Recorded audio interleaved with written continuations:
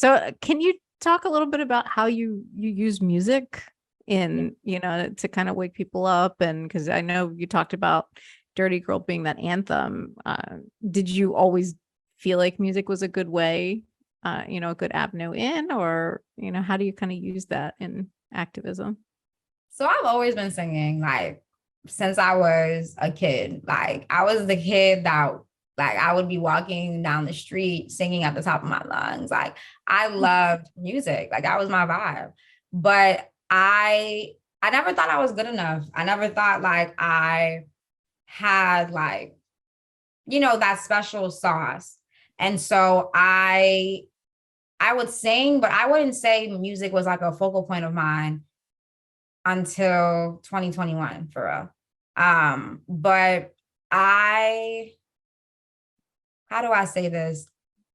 I was always interested in the power of pop culture to make politics more alluring. And I think many people are like, I think right now, like we're in an era of politics where politicians have adopted this rock star mentality. There's this journalist, her name's Eve Ani, and she talks about, for example, like I think when Trump was in office, like why he feels like a rock star, like why is he how is he able to like elicit this type of reaction from crowds? And it's because he's not a politician. Like he is a popular figure that has transitioned into politics. But what that does is it creates this dynamic where you have people who are already fans of him, like people who have formed these parasocial relationships already with him. He's like a daily reference in pop culture. Like if you look at shows in the 90s, Donald Trump was mentioned quite often. Like there's even a Beyonce song where Nicki Minaj talks about mentions Trump. And it's like, nobody knew he was going to become this man,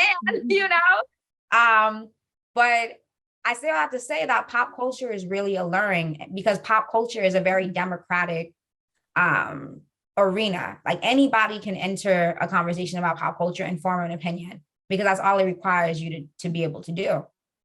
So I've always been interested in the power of pop culture to like specifically engage youth, like young people around politics. But then in 2021 or in 2020, I took a step back from organizing because after the George Floyd protests and the racial justice protests of 2020, I was pissed off because I just felt like Black girls, women, and femmes were like, it was just so clear. Like there was no hiding it. Like we're not being prioritized in movement spaces. So I was like, okay, like I need to take a step back from this because I don't know what y'all are doing and I don't know what I'm doing. So bye. So I took a step back. I had an identity crisis because organizing was my entire identity. So now I'm like, damn, like, what do I do? And who am I? So I kind of just like, I chilled out as well. Like, when you don't know what to do, all you can do is really chill. So I chilled. And I started taking voice lessons in 2021, the beginning of 2021.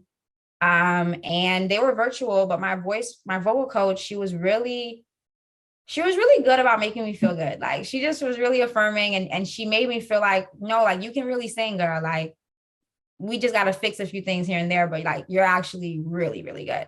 So in 2021, later that year in the springtime, I visited Texas and I fell in love with the city. And I went back home and I was like, I want to go back to Texas because I want to make a music video and I want to become a superstar. And I will say the part of the story that's missing is, and also the spring of that year, I had applied to this grant, this really big grant that was awarding people in my hometown that had, done a work around politics. And I literally poured my heart and soul into application.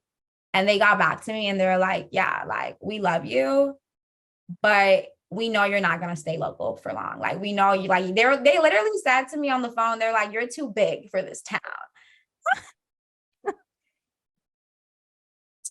Money's all like, playing.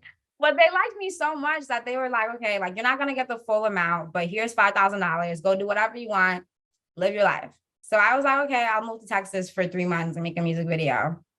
And that's what I did. And since then, it's really been kicking off. And for me, I just realized that like people make music about anything. Like they make music about money, sex, power, respect.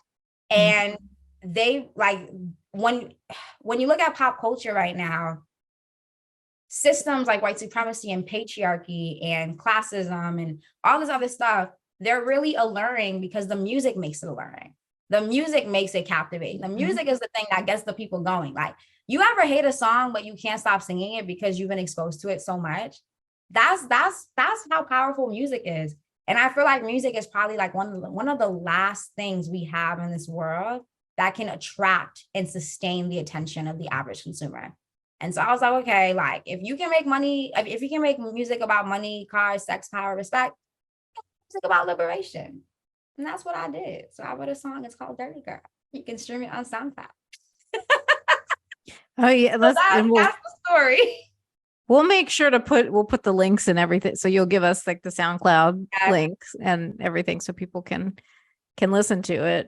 But yeah, I mean, I like living in, like I said, the neighborhood that I live, like I've had some education, you know, in certain spaces from people teaching me about music and so forth. And I learned about something called like conscious rap, you know, and things. And to me, it sounds like, just based on what people have shared with me and that I've learned, that a lot of the origins of these types of music came from like people wanting to be liberated, tell their stories, be heard, right? And then fast forward years later and it gets co-opted by the corporate interests, and now it's like selling this product and glorifying this consumer type lifestyle. And so it's gotten away from those roots of being art and liberation.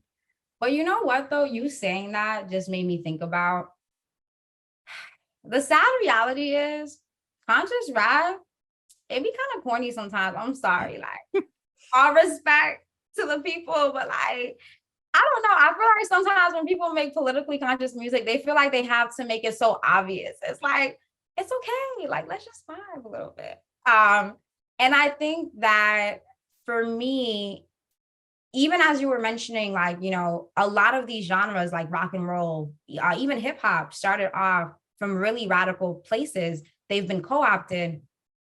I think as you were saying that, it made me realize, I think that's what I really like about Dirty Girl and how I'm building it right now, because Dirty Girl has a really radical vision and a really, really radical aim, which is I am using music and pop culture as a way to base build with girls, women, and femmes. So I'm literally just using these mediums just to build a connection with y'all. Like, that's it.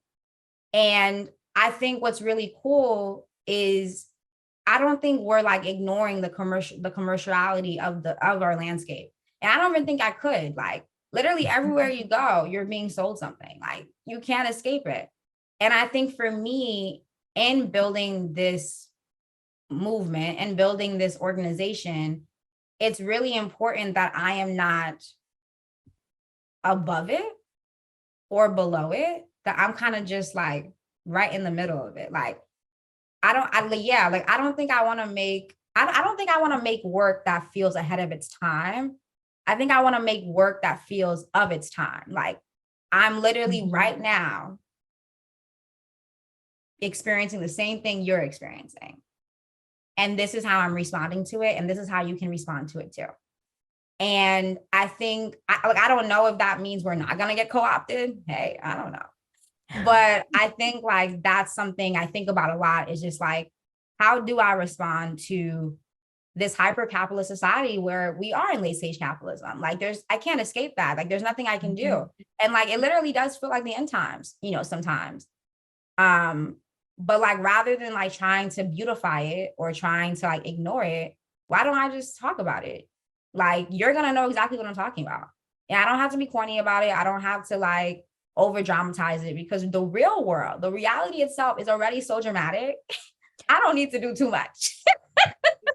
Yeah. Yeah, you're right. Just the news cycle and everything. You're like, whoo. Yeah, like Yeah. what's going on? Yeah. So, yeah, that's such good points, I think. But you do really have to think about it because I think, as you said, you're trying to connect with people, but then so you don't want to be so far outside of that, that you're not getting an audience. Exactly. But then you also don't want to, hopefully fall into the late stage capitalism trap of being too far in there. Mhm.